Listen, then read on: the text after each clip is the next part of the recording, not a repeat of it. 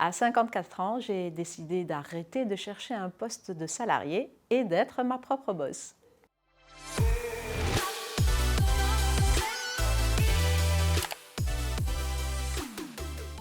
Alors, j'ai été très longuement salariée, quasiment toute ma carrière. Et le dernier emploi, j'étais cadre, je manageais une équipe dans un flagship d'une grande marque de cosmétiques bio, naturel et bio. Après la gestion de plusieurs gros projets, j'ai fait un burn-out. Covid, burn-out, hospitalisation, tout ça a décidé de mon départ de cette entreprise. Quand j'ai quitté l'entreprise, j'étais entre 51 et 52 ans, je ne sais plus exactement, ça n'a pas trop d'importance.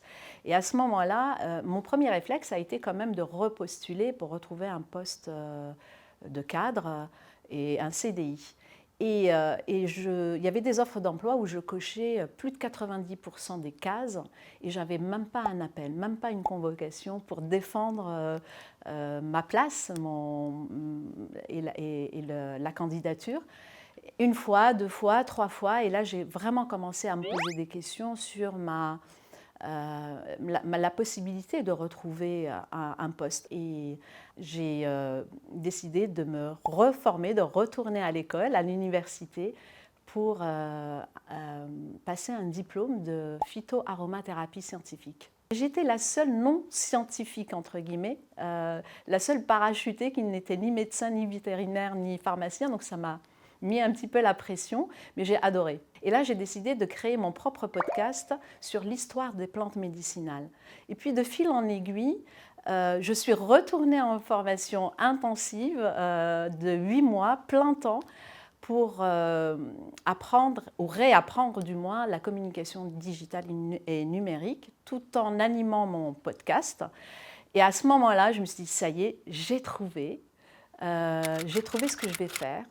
Plutôt que d'essayer de retrouver un poste, parce que je n'étais plus bankable, clairement, après 50 ans, j'ai décidé de créer une agence, en quelque sorte, de communication digitale spécialisée dans le bien-être et la santé. Et c'est devenu Conteuse Végétale Studio, puisque j'intègre aussi le podcast, ce média audio, dans la communication globale et numérique des entreprises. Le plus gros obstacle que j'ai dû passer, c'est le fameux syndrome de l'imposteur. Est-ce que j'étais légitime Est-ce que j'avais assez d'expérience et d'expertise dans mon domaine pour vendre mon expertise derrière en tant que freelance ou solopreneur? Ça a été vraiment la grande question. Ça fera 2 ans en août. Et là, je commence enfin à voir les fruits de ma patience et de mon travail.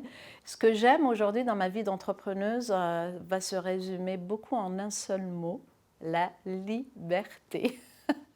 Quand j'ai fini ma journée de travail, que j'ai décidé qu'à 16 heures, je n'allais pas réentamer une autre tâche, et que je sors et que je suis à 150 mètres de la plage, c'est un vrai luxe.